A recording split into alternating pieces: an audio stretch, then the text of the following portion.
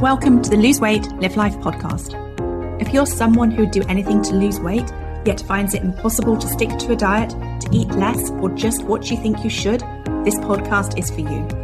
I am your host, certified life and weight mindset coach Clair MACKENZIE. Listen in to learn how to stop overeating, lose weight for the last time, and create a relationship with food and yourself that you love, all without diet deprivation and self-sabotage.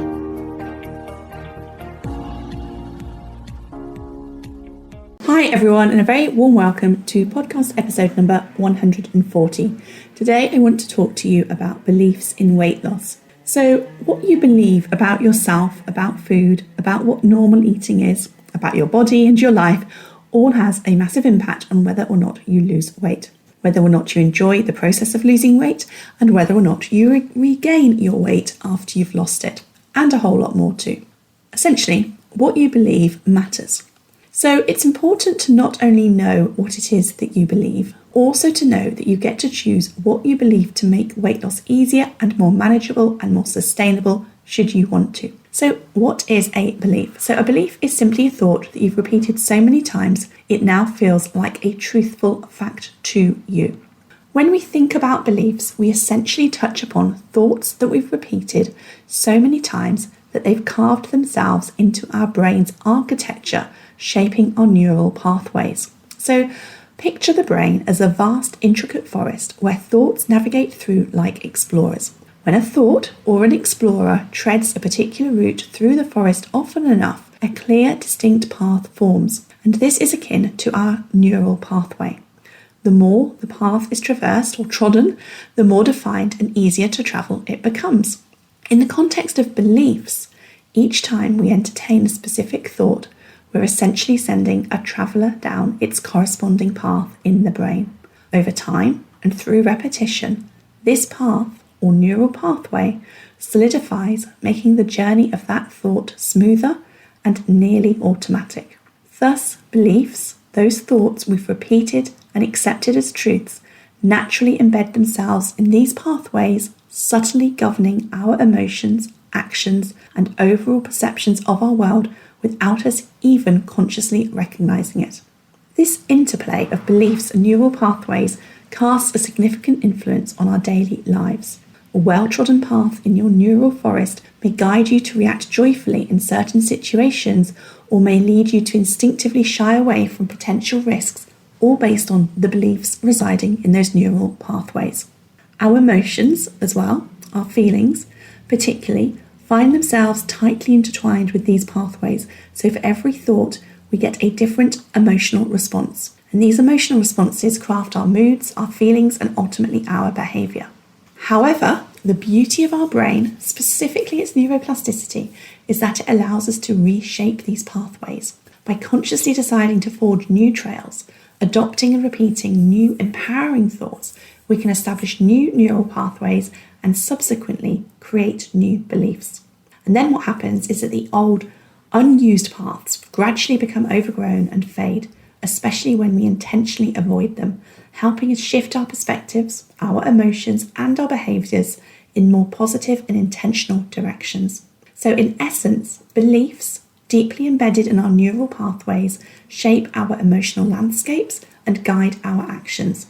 And with understanding intentionality, we possess the capacity to reshape these landscapes, to lay down new paths and embark on different, perhaps more enjoyable or more pathways that lead to greater wellness through our neural forest, altering our life experiences and outcomes in the process. Okay, so I want now to relate this to what this might look like in someone who is working at losing weight, someone who wants to lose weight and is going through a weight loss journey. What might this look like for them? So let's talk about someone who we're going to call Zoe. So let's say Zoe has attempted multiple diets throughout her life. So every time she tried, she was met with initial enthusiasm, but she eventually found herself reverting back to old eating habits, resulting in gaining weight. And this repeated itself a lot. So many times, in fact, that Zoe formed a belief that she couldn't be successful at weight loss because she'd failed so many times before. So her brain, after numerous experiences and reinforced thoughts along those lines, developed a robust neural pathway that directly connected the idea of dieting with the expectation of failure. Result of this is that she would become discouraged. So she felt discouraged before she even began. However, when Zoe learned what was going on for her, when she could see that these beliefs that she was having about the fact that she would fail were keeping her stuck from losing weight, and she could see that her beliefs were merely thoughts that she had unknowingly cemented through repetition, and that she created these neural pathways, and that whilst they were established, they were not unchangeable, she saw that there was a way forward. She started to feel a little hopeful, and she started to understand that the key to moving forward and changing her weight loss reality was not in fighting with herself to eat a certain way, but in helping herself shift her beliefs and perceptions. So, intrigued, she considers the concept of carving out a new belief to alter her weight loss trajectory and make her weight loss journey more enjoyable. So instead, what she does, instead of believing that she can't do it, instead of believing that she will fail, she starts to believe instead that every step she takes towards healthy living, no matter how small, is a victory. She realizes it's not about the rapid, significant changes, but rather the steady, persistent actions towards a healthier lifestyle. She decides to focus less on the scale and more on establishing nourishing habits, understanding that every new positive action is a triumph over the old belief, that it is starting to change the neural pathways around everything to do with her weight that's going on in her brain. Now, this new belief isn't it's not like switching a switch, it's not instantly all powerful. Zoe's previous pathway, linking dieting to failure, is still there. It's paved and smooth from years of travel. And the new pathway is advocating for persistent, gentle progress, is initially faint, obscured by mental foliage and skepticism. Now, it doesn't come easily or naturally to think in this way, but Zoe persists. So she celebrates choosing a salad over a big bowl of pasta, for example. She applauds herself for a 15-minute walk, and she acknowledges when she drinks enough water for the day and appreciates herself for it. She commends every small victory, and as she does, her mind begins exploring this new optimistic pathway, gradually wearing it smooth and easy to cross. A person's ability to change their belief, which may happen naturally over time or through consciously working to change how they think about food, themselves and their lives, is the difference between being successful at losing and managing your weight for life and staying in the struggle. I want you to think that changes in beliefs sometimes look like a leap of faith and sometimes take place so slowly over time you might not even notice. Now, some of you listening to this podcast may be shifting your beliefs without you even noticing. Just by listening, you're exposing your mind and brain to new ideas, new thoughts about weight loss, new ways of thinking. I'm teaching you that weight loss is less about the food and more about everything going on in your body, your brain, your mind, and emotions. And this episode is an example of that, talking about thoughts and beliefs in your mind and how they actually relate to the science of what is happening in your brain. I think that one of the most important foundational beliefs to support your weight loss is the belief that all you need to do is keep going and keep learning and keep applying what you learn so that you're continually making changes. And I'm not talking about changes in how you eat, although of course that does need to happen. But importantly, changes to how you think and feel to drive what you do. Now, I'm going to look at an example, and we're going to talk about food for this example. So let's take someone who has a habit of eating biscuits throughout the day. And let's say that that person's primary belief about biscuits is that they are delicious, comforting, and that it's normal to eat them. That they should be able to eat biscuits without impacting their weight because other people do, other people can. And then this person, believing all of these things, decides to stop eating biscuits because she thinks she's not allowed them if she's going to lose weight. Well, that's because, after all, it's all the diets that she's been on over all the years and decades before have told her biscuits are not allowed. So then one of two things is likely to happen. So number one is that she tells herself she cannot have biscuits anymore. And she uses willpower to say no, to know that while she's subconsciously thinking about how delicious and comforting they are, okay? So she's trying to say no to the biscuits, she's using willpower to do that, but all the time in the back of her mind, she wants them because she's thinking about how delicious and comforting they are. But she's telling herself that she's not allowed them. Now, when she does this, she feels deprived and is in constant conflict, and she's miserable, and she keeps managing to say no thank you when she's offered a biscuit by her partner, until one day she comes home from work at the end of the week and she's had a bad day and she's exhausted and she's offered that biscuit, and that little thought creeps into her head telling her that one won't make a difference. And so she eats the first one and it tastes delicious and she thinks, I'll just have one more, and then she keeps going. And then before she knows it, she's eaten, well, if she's anything like me anyway, she's eaten the rest of the packet. And then, of course, she thinks she's blown it, she feels miserable, she doesn't want to cook dinner, and so she thinks, okay, I'll just get a takeaway now and I'll start again tomorrow. But what she notices is the next time she gets on the scale, she's a pound heavier.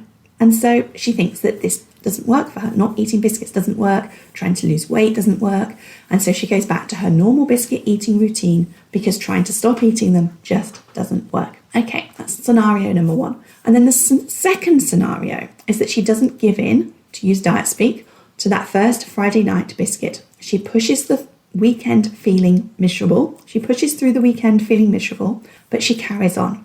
And then she gets on the scales on Monday and she's lost weight and she feels elated and pleased and relieved, and carries on the following week. And slowly over time, as she doesn't eat the biscuits, her beliefs about biscuits change. She starts to get pleasure from her fruit and yogurt snack, which is her alternative to eating biscuits, and she starts to find some comfort in eating the fruit and yogurt, whereas she didn't initially. She's rewiring her thoughts, her neural pathway about biscuits unintentionally. But as she changes her habits, she starts to feel better, loses weight. She carries on until she no longer thinks about biscuits in the same way. Okay, so that's great. Now you can see how that would be a preferable option if you're wanting to lose weight, but you can also see that the second option is relying on willpower and determination, and it was all about winning the battle with herself. So what I want to present you with is a third way. Okay, I want you to know that even if you have been eating biscuits your whole life, you can work to change those neural pathways, the thoughts and beliefs that you have about biscuits intentionally, so that you find yourself genuinely not wanting to eat them. This might start with, there's lots of different things you can do, but this might start with paying attention to the biscuits and your eating of them. So paying attention to your biscuits might look like starting with just looking at the label and seeing what they're made of, and then thinking about them in terms of their ingredients, so that when you consider whether you want them, you're not thinking, do I want the biscuit as you see it in your mind's eye as something, I don't know, tasty and chocolatey and delicious, but you might want to consider, do you want a mouthful of, and here are an example of biscuit ingredients. Do I want a mouthful of flour, sugar, cocoa butter, cocoa mass, dried skimmed milk, dried whey butter oil, palm, shea, emulsifiers, which include soya, lecithin, E476, vegetable oil, raising agents, which are sodium bicarbonate, malic acid, ammonium bicarbonate, and salt. Do I want a mouthful of that? Okay, so straight away that biscuit might be starting to lose its appeal. And look, this isn't about demonizing foods. This is about taking responsibility for what you're eating to support your health. I heard a great comment from Paul Spector on the Diary of a CEO podcast this week, which is something along the lines of, when you're eating ultra-processed food, you're not eating food, you're eating chemicals. I can't remember the exact words, but it's something along those lines, and I thought that was really interesting. And as you can probably guess, I just Googled those biscuit ingredients, which, by the way, were for McVitie's chocolate digestives. And when I Googled biscuit ingredients, I found a couple of scientific papers about contaminants and carcinogens in biscuits. So if that list of ingredients hasn't made biscuits less appealing to you, then let me share what I found, because this might. I found that many biscuits include cancer-causing substances called glycidol and acrylamide, which are both chemicals that are carcinogenic and have been shown to induce cancer. Apparently, although biscuit manufacturers can use these ingredients, there are limits to how much these chemicals can be in by weight. And the European benchmark for biscuits says that acrylamide should be limited to 350 grams for a kilogram of biscuit. Sounds like a lot to me, but apparently that can't be right. Even as I'm reading that is exactly what was taken from that scientific paper, but I'm thinking that can't be right. Surely it's got to be a microgram or something like that. Anyway, whatever the amount is, it's considered to be a safe limit. However, regulators found that at least 4 biscuit brands exceed that safe limit, and Oreos was one of those 4. And to further emphasise this point, a study was conducted in Sweden among 60,000 women over 10 years, and found that women who ate biscuits more than 2 to 3 times a week were 33% more likely to develop womb cancer, and women who ate biscuits more than 3 times a week were 42% more likely to develop a tumour. That's what I found. I then looked at the scientific paper on contaminants in biscuits, which found that biscuits were among the most suitable processed foods to be fortified with insect meal, a protein-rich ingredient increasingly appreciated apparently for its sustainability. Okay, so then I just of course had to Google insect meal. And what I found is that typical ingredients were black soldier fly, mealworm, housefly, cricket, grasshopper, locust, silkworm and earthworm. Okay, so now is that biscuit looking less appealing to you? How much less deprived are you going to feel when you don't think of that biscuit as your sweet, comforting treat of melt in your mouth pleasure, but instead as a mouthful of chemicals, carcinogens and insects? Okay, now I have to say, when I set out thinking about what I would talk about on this podcast, I wasn't expecting to end up talking about unknowingly eating insects. And of course, I know that if you look hard enough, you will find fault in any food or most foods that we eat. But if you're wanting to not eat biscuits, if you know that you over-desire biscuits and that is hindering you being the weight and the health that you want to be, and that is important to you, then I want you to consider whether it's going to be easier to actually not eat those biscuits if you don't want them, because you are knowledgeable in the ingredients that they contain, and how much easier that might be than constantly being in battle with yourself over whether or not to have the biscuits because you think they're going to give you the pleasure that you want. So this is just a really small example of creating new belief almost on a micro level so that the way you want to eat is aligned with the weight that you want to be. Okay, I went off on a bit of a tangent there, but hopefully you can see that changing what you know factually, what you think and believe can be done in parallel to you making changes to how you eat in such a way it makes the whole process easier. But it's not just what you believe about the food that's important. It's what you believe about yourself too. And lots of other things, but importantly, what you believe about yourself too. If you believe you always fail and give up, you're going to want to work on changing that belief, just like the example I gave at the beginning of the podcast. You might start by writing down everything you achieved in your life so that you can see the thought that you always fail is not true. It is not factual. You might want to change your belief about failure so that you can see it as the path to your success. That the reason you're going to carry on until you get the results that you want is because you failed many times, but you learned lots from all of those failed attempts, and you're still here working at it because you're resilient and you know your health matters and that you matter. Okay, I'm going to leave it there for today.